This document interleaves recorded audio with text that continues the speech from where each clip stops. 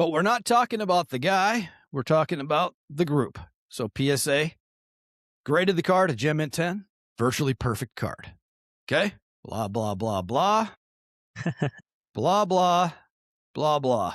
Now, strangely, again, follow along if you're driving, don't. But the controversy that's within this article and is all over the interwebs, as we like to call them here, is that there is a video of this gentleman collector who pulled the card.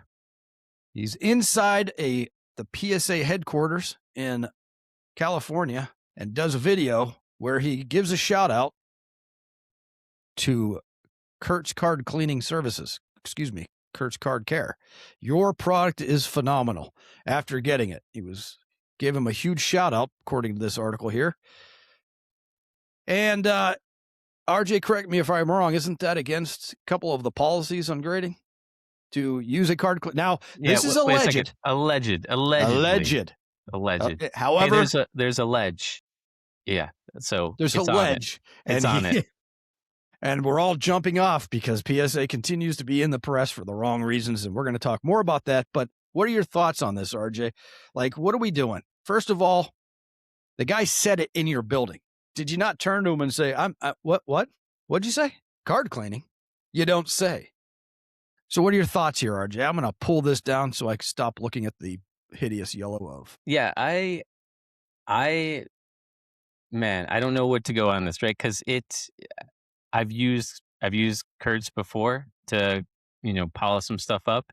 And maybe that's why I get some 6s on some stuff, because they're like, hey, you just left that residue on here. But in this case, if they feel like it's altered, right, it would come back altered.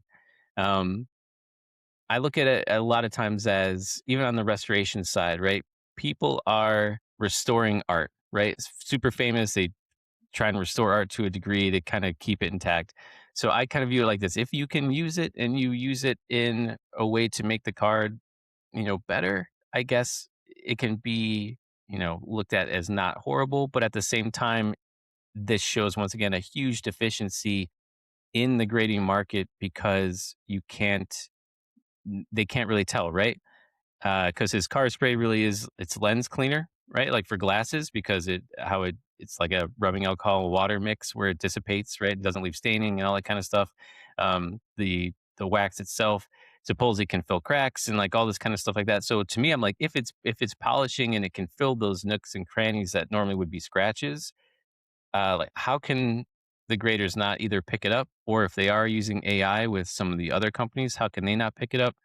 And I know, like, for instance, with just on the AI side, right? This is where I would like more advances, because like Tag uses and even AGS, Tag uses so I looked into it. It is a multi-picture angle to show you divots, dents, and all that kind of stuff, right? So it takes between 8 and 20 pictures and creates this layered aspect of what it is. Why are we not at a point yet, if it can do that, where, we had Andre on a while ago, right? And he was saying, oh, I created the, inspector scope where it could pick up on paint and things like that. How can we not pick up on water spots, water damage, even if it's a solution that can be supposedly, dissipate, right? Or whatever it might be. How can we not pick up on that stuff yet through some of the technology that we have?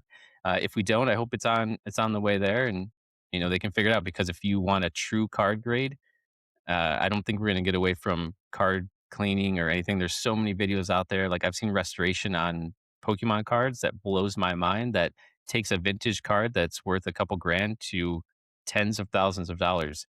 And, it's crazy. You put it back on the authentication side, where they, you're entrusting them to do the right thing. Yeah. And that's what you are. You're entrusting professionals at this point.